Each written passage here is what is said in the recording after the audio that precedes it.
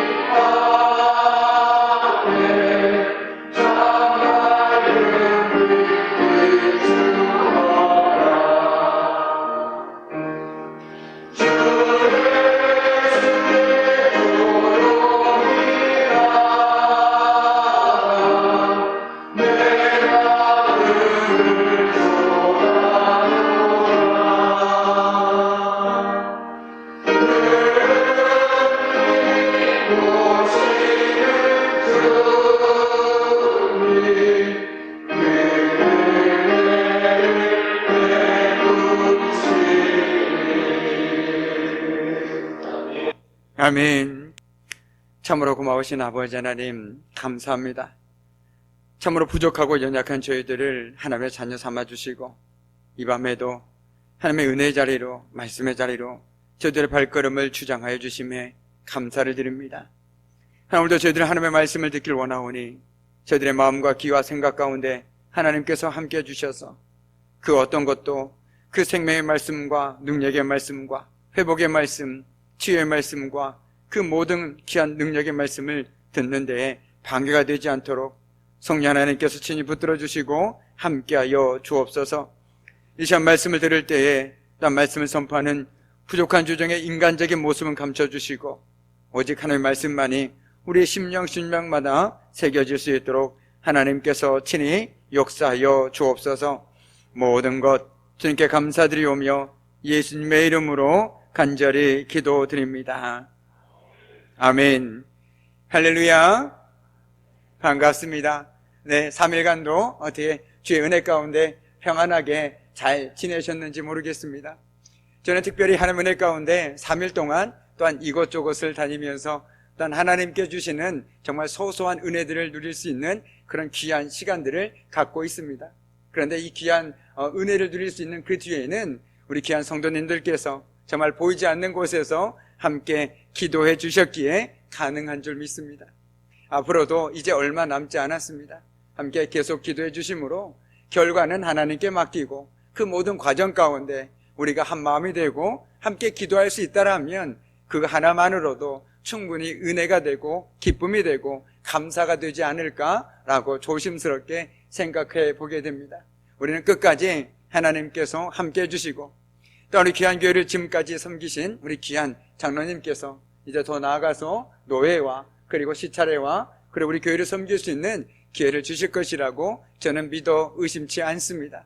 그 믿음으로 날마다 새벽마다 기도하고 있고 난 내일도 모레도 열심히 달려가려고 합니다. 우리 성도님들도 저와 동일한 마음으로 함께 기도해 주시면 정말 큰 힘이 될 거라고 믿습니다. 함께 기도해 주심으로 이 시간들 통해서 정말 우리 교회를 사랑하시고 또 우리 한 사람 한 사람을 통해서 역사하시는 하나님의 그 능력의 손길을 경험할 수 있는 우리 복된 시간이 되기를 주님의 이름으로 이 시간 간절히 축복합니다. 아멘. 오늘 말씀에 보면 일찍 남편을 여의고 어린 아이들과 함께 살아가던 그녀는 자신의 힘으로는 도저히 해결할 수 없는 억울한 일을 당하였습니다. 사람을 만나 도움을 해소해 보았으나 그를 도와줄 적당한 사람은 없었습니다. 그래서 그녀는 그래도 법정에 가면 바른 판단을 내려줄 것이라고 확신하고 재판관을 찾아갔습니다. 그러나 오늘 성경 말씀을 보니 그 재판관은 하나님을 두려워하지 않고 사람을 외모로 판단하는 그런 사람이었습니다. 초췌한 모습으로 찾아온 그녀를 아예 만나주지도 않고 그녀의 억울한 사정을 제대로 들어주지도 않았습니다. 눈물로 하소연을 했으나 그는 알았다는 싸늘한 대답과 함께 그녀를 쫓아내듯 나가게 했습니다. 그녀에게는 그것이 생사가 달린 문제인데 그대로 주저앉아 있을 수는 없었습니다. 그래서 밤낮으로 찾아가서 하소연을 합니다. 불의한 재판관이 그녀를 외면할 때도 그는 상관하지 않고 계속해서 찾아가 그의 억울한 사정을 아뢰었습니다. 주님은 원래 이러한 과부의 모습을 통해서 우리에게 기도하는 사람의 자세에 대해서 말씀해 주고 있습니다. 기도의 삶이라는 것은 기다림과 인내와 끈기가 필요한 것이죠. 하나님의 자비와 긍휼을 믿고 끝까지 믿고 기다리고 인내하면서 간구하는 삶을 산다면 불의한 재판관도 그의 뜻을 바꾸는데 우리 하늘 아버지께서도 그렇지 않겠느냐 하는 것이 바로 오늘 말씀의 내용이라는 것이죠.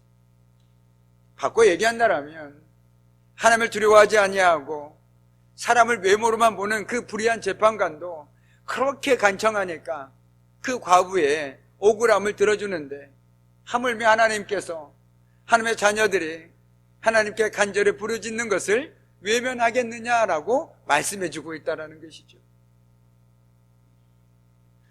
그렇게 우리는 중간에 포기해버리지 말고 응답이 내 생각보다 지연된다고 포기하거나 그것들을 쉽게 낙심하지 말고 견고한 믿음에 설 것을 오늘 말씀은 우리들에게 요청하고 있는 것입니다. 기도라는 것은 한마디로 얘기한다면 기다리는 것이죠.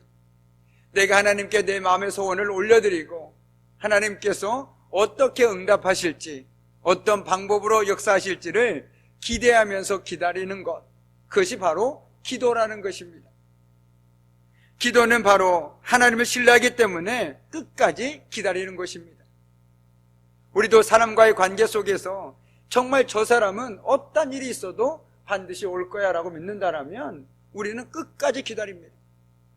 약속 시간보다 1시간, 2시간, 3시간, 설령 하루가 지날지라도 우리는 기다립니다. 그러면서 뭐라고 얘기합니까? 무슨 사정이 있을 거야. 그 친구는 반드시 올 거다. 그리고 어떻게 합니까? 그 자리에서 움직이지 않고 그 사람을 기다리게 된다는 것이죠. 기도라는 것이 바로 이와 같다라는 것입니다. 내 상황은 똑같고 변함이 없고 불리하지만 그래도 하나님께서는 반드시 내 기도에 내 눈물에 응답하실 것이다 라는 그 믿음이 있기에 우리는 그 상황 속에서도 흔들리지 않고 기다릴 수 있다라는 것입니다. 그렇게 하나님의 신뢰하지 못하는 사람은 기도를 할 수가 없습니다. 기도를 했다가도 금방 그 자리를 떠날 수밖에 없는 것이죠. 마치 조금만 약속 시간을 지나버려도 그냥 집에 가버린 사람처럼 조금만 기도하다가 에이, 하나님께서는 내 기도에 응답도 안 하시네, 기도해도 소용없네 라는 식으로 그냥 쉽게 포기해버리고 그 자리를 떠버린다라는 것이죠. 그러나 믿음이 깊어질수록 우리의 영성이 깊어질수록 하나님께서 내 기도에 응답하느냐 응답하지 않느냐에 그렇게 연연하지 않습니다. 더 중요한 것은 내가 믿음으로 기도하고 간구하고 있느냐, 그리고 하나님의 때와 하나님의 방법에 맡기고 기도하고 있느냐에 더 초점을 맞추고 있다라는 것이죠. 그런데 그 전제는 하나님께서는 반드시 우리의 기도에 응답하신다라는 것이 깔려있다라는 것입니다. 단지 언제 응답하실지 어떻게 응답하실지 모를 뿐이지 하나님께서는 반드시 우리의 기도에 응답하심을 확신하기 때문에 우리는 새벽마다 그리고 우리의 삶에 어려움들이 있을 때 믿음으로 하나님께 부르짖을 수 있다는 것입니다. 단지 내 마음이 그냥 후련해지기 위해서 기도하는 것이 아니라 내가 눈물로 부르짖을 때에 하나님께서는 분명 내 눈물을 닦아주실 것이고 그 눈물의 변에서 기쁨으로 감사들로 변화될 수 있도록 역사해 주실 것이라고 저 역시 믿어 의심치 않습니다. 조금 전에 우리 권사님께서 기도를 하셨죠. 우리가 축허 전도하면서 지금까지 많은 눈물로 뿌렸던 것들이 열매로 되돌아올 수 있게 해달라고. 저는 그 기도를 가만히 함께 기도하면서 그 순간 제 마음속에 이런 마음이 들었습니다.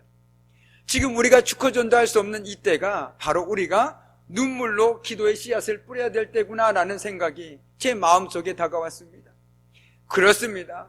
하나님께서 우리가 한 영혼 한 영혼을 품고 눈물로 씨앗을 뿌릴 때 하나님께서는 그 기도 가운데 응답해 주셔서 우리가 알지 못한 사이에 그들을 이 귀하고 복된 자리로 인도해 주실 줄 저는 믿습니다. 그렇기 때문에 안 된다, 우리 지역은 안 된다라고 포기하지 마시고 하나님께서 일하시면, 하나님의 방법대로 역사하시면 이 교회에도 하나님께서 하나님의 사람들로 가득 채워주실 것이라고 저는 믿습니다. 그 믿음으로 새벽마다 기도하고 있고 하나님께서는 지금도 내가 알지 못하지만 역사하고 계심을 믿습니다. 그렇기 때문에 우리는 기도하면서 절대로 영적 조급증에 빠져서는 안 된다라는 것이죠. 식당에 가서는 배가 고프시면 빨리 달라고 해도 괜찮습니다. 그러나 기도는 빨리빨리가 아닙니다. 하나님의 때에 정확하게 응답해 주시고 나에게 그때까지 기다릴 수 있는 믿음을 달라고 해야 하는 것이지, 하나님 빨리 응답해 주십시오, 이것은 올바른 기도가 아니라는 것이죠. 기도하면서 빨리빨리를 찾는 사람이다 보면 그 자리도 빨리 떠나버리게 돼버립니다. 왜요? 내가 기다린 시간보다 훨씬 지났기 때문에 기도해도 소용이 없다라고 생각하기 때문에 그렇다라는 것입니다. 그렇기 때문에 누군가의 말처럼 기도는 기다림의 영성을 통해서 세워지게 된다라는 것이죠. 오늘 삶의 고통 속에서도 기다림으로 우리는 하나님을 신뢰할 수 있어야 합니다. 기도의 아버지 조지 물러는 친구를 위해서 무려 50년을 기도했다고 합니다. 그리고 어거스틴의 어머니 모니카는 자신의 아들을 위해서 무려 16년을 기도했다고 합니다. 오늘 본문의 과부 역시 이런 간절함으로 기도하고 있다는 것입니다. 기도로 세워가는 삶은 아무리 환경이 어렵고 힘들어도 반드시 세워지게 된다라는 것이죠. 우리는 기도를 알고 있는 사람입니다. 내가 기도할 때 하나님께서 내 기도 가운데 가까이 하시고 내 부르짖음 가운데 귀 기울이고 계심을 우리는 믿고 의지하기 때문에 오늘도 기도할 수 있다는 것이죠. 그러나 기도를 알지 못하는 사람은 단순히 미신적인 것으로 볼 수가 있습니다. 마치 주문처럼 자기의 심정을, 자기의 마음을 평안하게 하기 위해서 마치 하는 사람처럼 생각할 수도 있다는 것이죠. 그러나 성경을 보면 하나님의 역사를 움직여온 사람은 기도하는 사람이었습니다. 기도 없이는 하나님의 일을 할 수도 없고 하나님의 역사에 동참할 수도 없다는 것이죠. 기도는 하나님의 능력에 잇대어 있다는 사실을 아는 사람이 바로 기도할 수 있는 사람입니다. 여기 어린이가 정원 의자에 앉아있는 아버지 근처에서 놀고 있었습니다. 그 아이는 계속해서 커다란 바위를 들어 올리려고 노력했지만 그것은 불가능해 보였습니다. 그러나 아이는 포기하지 않았습니다. 이마에서는 땀이 흐르고 얼굴은 붉게 달아올랐습니다. 그 모습을 가만히 지켜보고 있던 아버지가 이렇게 말했습니다. 아들아, 너는 내 힘을 다 사용하지 않고 있구나 라고 말이죠. 그러자 아이가 말했습니다. 아니에요, 저는 있는 힘을 다 쓰고 있는걸요. 그런데 더 이상 할 수가 없어요, 아버지라고 말입니다. 그러자 아버지가 다시 말했습니다. 너는 나에게 도와달라고 말하지 않았다. 그런데 그건 역시 너의 힘이란다. 내가 여기 옆에 있는데도 나에게 도와달라고 하지 않는 것은 네 힘을 다 사용하지 않는 것이 아니고 무엇이냐라고 말이죠. 오늘 하나님께서는 저와 여러분과 함께하고 계십니다. 그런데 우리는 여전히 이 어린아이처럼 우리 혼자 힘으로 그 모든 것을 감당하겠다고 끙끙대며 살아가고 있는 우리에게 하나님께서는 동일하게 말씀하고 계시다라는 것이죠. 왜 나에게 도움을 요청하지 않느냐라고 말입니다. 왜 나에게 기도하지 않고 왜 내 힘을 이용하지 않느냐라고 묻고 있다라는 것입니다. 그렇게 우리는 기도하는 삶을 살아야만 합니다.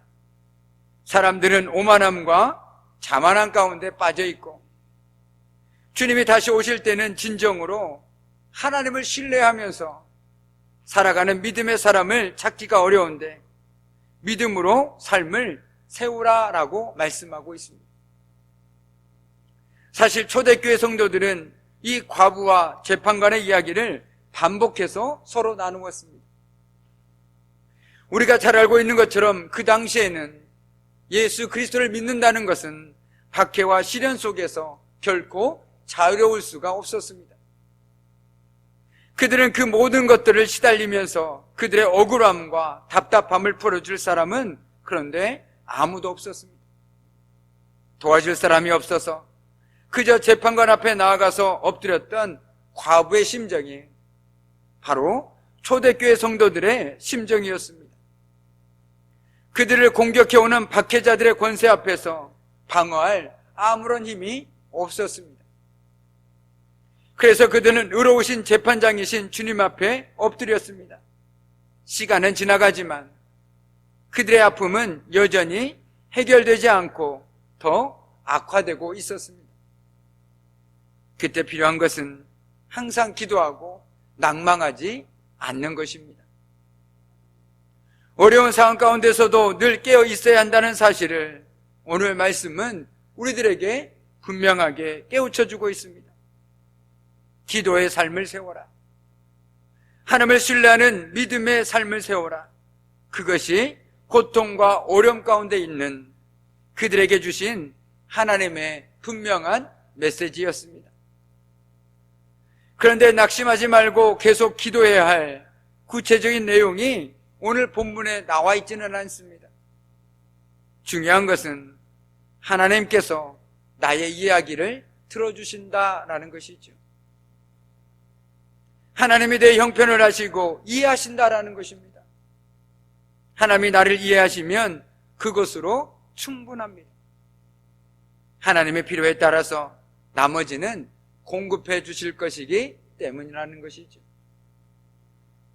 이제 말씀을 마무리 지을까 합니다. 오늘 재판장은 참으로 불의한 사람이었습니다. 그는 얼마 동안 과부의 탄원을 듣지 않고 그녀를 무시했습니다. 그러나 재판장은 결국 생각을 바꾸고 이 문제를 해결해 주었습니다. 과부의 끈질긴 요구에 굴복하고 만 것이죠. 하나님과 불의한 재판장은 그 입장과 태도가 정반대입니다. 하지만 간과하는 자의 믿음을 보고 문제를 해결해 준다는 점에 있어서는 동일하다라는 것입니다. 불의한 권력자도 지속되는 요구에 대답할 줄 알거든 하물며 사랑의 하나님께서 기도하는 자들의 믿음을 외면하시겠느냐라는 의미가 담겨 있다라는 것이죠. 오래도록 원한을 풀어주지 않던 재판장에 비해서 사랑의 하나님께서는 속히 풀어주신다라는 점이 강조되고 있음을 우리는 기억해야 한다라는 것입니다.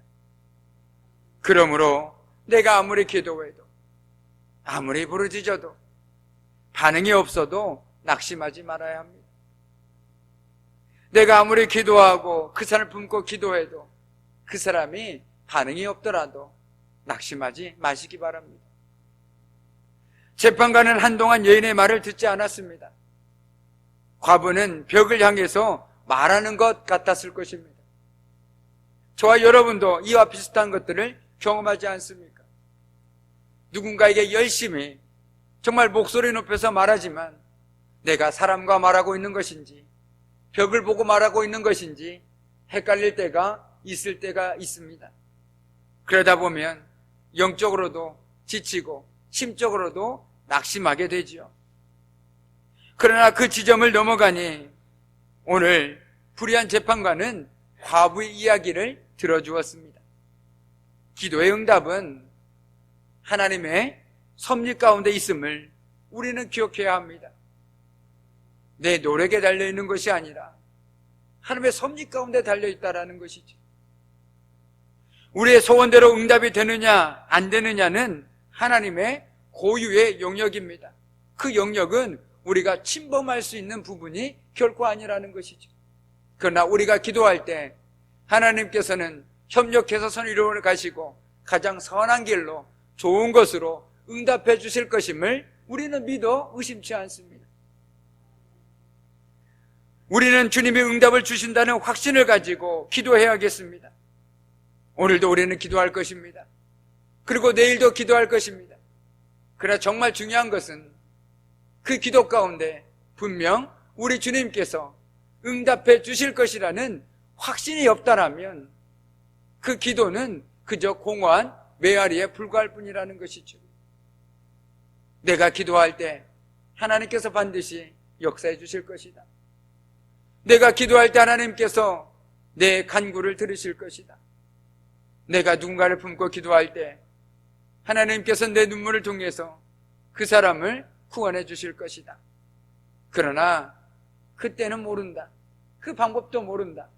그렇기에 나는 오늘도 낙심하지 않고 끈질긴 갑옷처럼 하나님께 기도하련다라고 주님 앞에 나갈 수 있다라는 것이죠. 저와 여러분은 어찌 보면 오늘 과부와 같은 삶을 살아가고 있습니다. 누구나 다 어려움을 안고 살아가고 있다라는 것이죠. 바꿔 얘기한다면 하나님 앞에 기도하지 않고는 살아갈 수 없는 사람들입니다. 그런데도 우리는 자꾸만 기도의 자리를 멀리서 점점 멀어져 가고 있는 것은 우리가 오늘 과부처럼 하나님의 도우심이 필요하다는 것을 서서히 잊어가고 있기 때문인지도 모르겠습니다. 오늘 이 밤 먼저 우리가 간절히 바라고 원하는 것은 우리에게 하나님의 도우심이 필요하다라는 것, 그리고 우리가 하나님께 기도해야 한다라는 것, 그 마음들을 하나님께서 우리 각자에게 부어주시길 원하고 하나님께서 믿음을 다하여 주심으로 내가 어떤 형편에 있든지 어떤 상황에 있든지 우리 주님이 주시는 희망과 소망을 품고 항상 기도하며 낙심하지 않고 정말 사도 바울의 고백처럼 쉬지 않고 기도할 수 있는 저와 여러분의 삶이 되기를 주님의 이름으로 간절히 소망합니다. 아멘. 기도하겠습니다. 참으로 고마우신 아버지 하나님, 우리가 바로 오늘 과부와 동일한 삶을 살아가고 있으면서도 우리는 우리의 부족함을 알지 못하고 하나님께 기도하지 못하고 여전히 내 힘으로 내가 가진 것들로 살아가려고 끙끙대고 있지 않은지 모르겠습니다. 주님, 우리가 오늘도 하나님의 도우심이 필요함을 먼저 깨닫게 해주시고 하나님께서 반드시 우리 기도 가운데 응답해 주신 분이심을 믿음으로 고백하며 낙심하지 않고 끈질기게 기도하며 나아갈 수 있는 저희들의 삶이 되어줄 수 있도록 하나님, 저희들의 입술과 저희들의 마음과 저희들의 생각을 붙들어 주옵소서. 모든 것 주님께 온전히 의탁하오며 감사드리며 예수님의 이름으로 간절히 기도드립니다. 아멘. 우리 찬송가 361장 함께 찬송하겠습니다.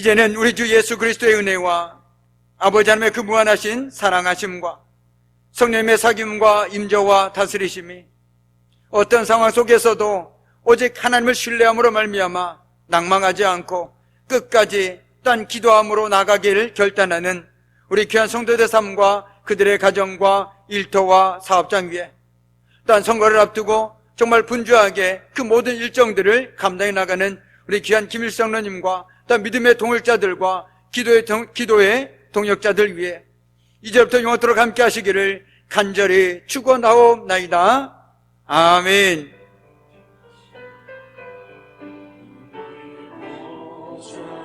내